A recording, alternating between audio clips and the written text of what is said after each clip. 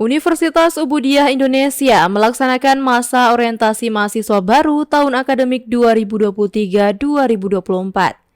Selama 2 hari, yakni mulai tanggal 3 sampai 4 Oktober tahun 2023.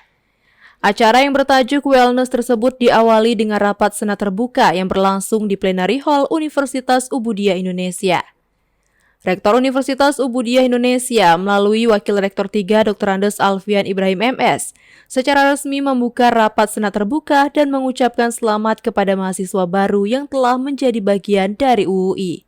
Bapak Dr. Andes Alfian Ibrahim MS juga berharap para mahasiswa baru Universitas Ubudiyah Indonesia dapat belajar dengan baik, sehingga nantinya dapat berkontribusi dan bersaing di dunia kerja di masa mendatang.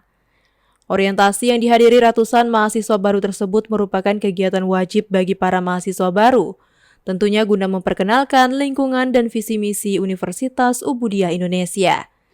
Sementara itu, Ketua Panitia Wellness Universitas Ubudiyah Indonesia, Hairun Purgawa SPMP, mengatakan pengenalan budaya akademik bagi mahasiswa baru sangat penting untuk mengetahui hak-hak dan kewajiban mahasiswa yang harus dipenuhi selama menempuh pendidikan di UUI.